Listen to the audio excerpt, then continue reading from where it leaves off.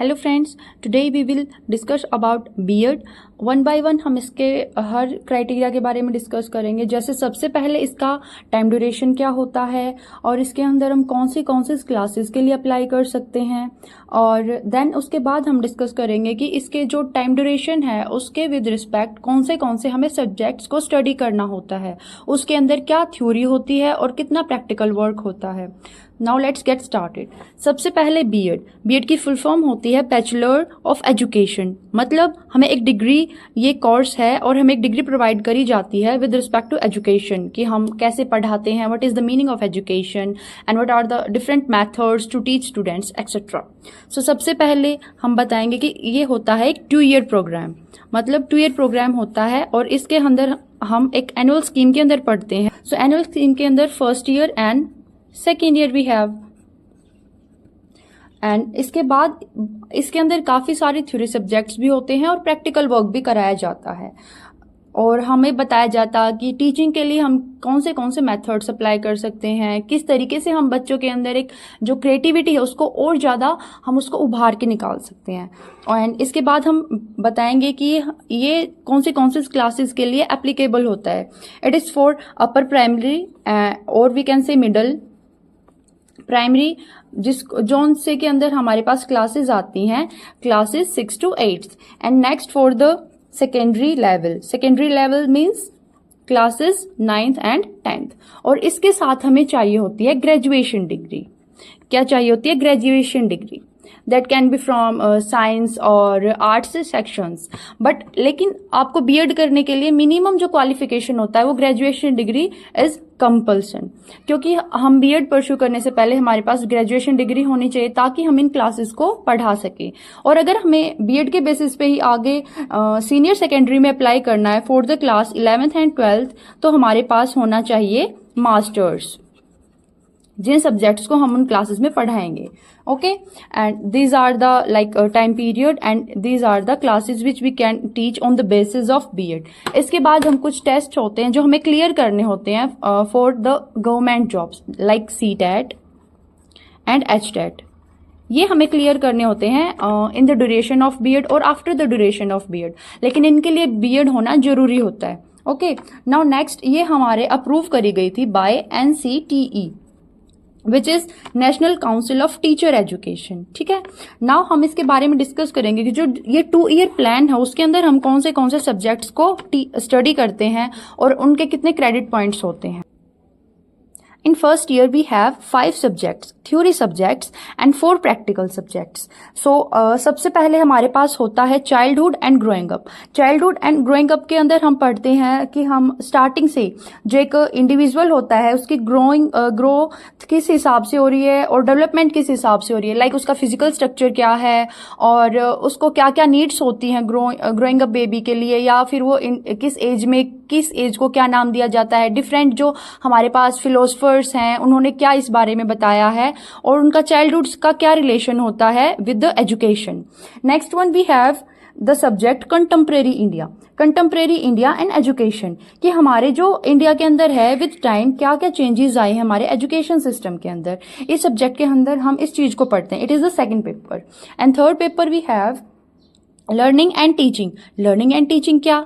Learning and teaching के अंदर आता है कि हमें क्या क्या लर्निंग्स कराई जाती है बच्चे को और उसका टीचिंग से क्या रिलेशन है। और कुछ क्राइटेरियाज में हम ये भी बोलते हैं कि हमें टीचिंग से पहले क्या हमें लर्न करना होता है to teach. Okay, and the last 2 subjects paper 4 and paper 5 we have the pedagogy subjects. मतलब जो हमारे सब्जेक्ट्स हमारे पास में ग्रेजुएशन में थे, लाइक मेरे पास था फिजिकल साइंस एंड मैथ्स। तो ये मेरे 2 पेडागोजी सब्जेक्ट्स हो गए।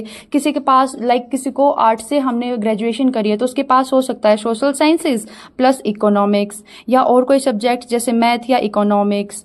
ठीक है, हिंदी और इंग्लिश यू कैन हैव। ठीक है, और 2 पेयर बनते हैं हमारे सब्जेक्ट्स के जो हमारे पास ग्रेजुएशन में थे। वो आपके कोई भी 2 सब्जेक्ट्स होते हैं, वो आपको ही चूज करने होते हैं। इसके बाद हमारे पास होते हैं हमारे 4 practicals. Now we have the practicals, कि हमारे पास प्रैक्टिकल्स क्या होते हैं। तो इससे पहले मैं बताऊंगी कि आपके पास 40 का जो आपकी फाइल, जो प्रैक्टिकल की फाइल बनती है वो होती है, और 10 मार्क्स होते हैं आपके असेसमेंट के, जो आपको टीचर्स देते हैं।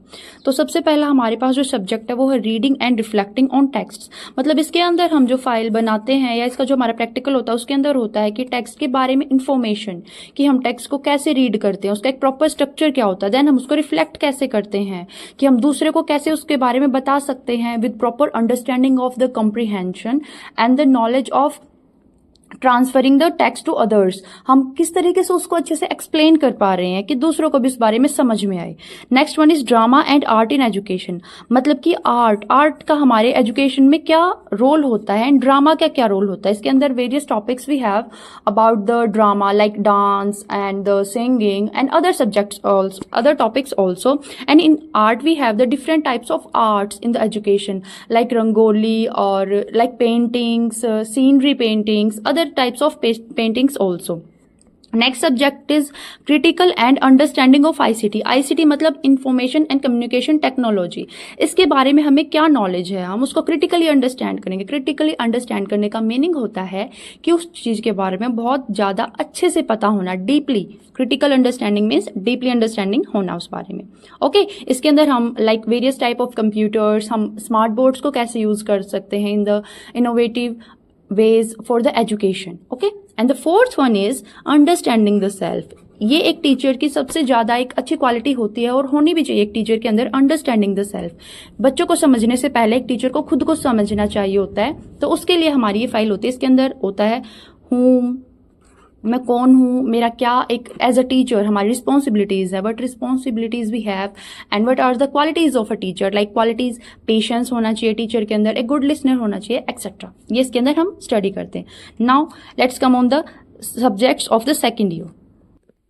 Now let's have a view on the subjects of second year. सबसे पहले हमारे पास होता है knowledge and curriculum. Knowledge and curriculum मतलब जो नॉलेज होती है, नॉलेज किस तरीके से, जैसे मेरे पास नॉलेज है कि मेरे बीएड क्या है, उसके क्या क्या सब्जेक्ट्स हैं, और मैं किस तरीके से उसको आपके सामने एक्सप्लेन कर पा रही हूँ, दिस इज द नॉलेज।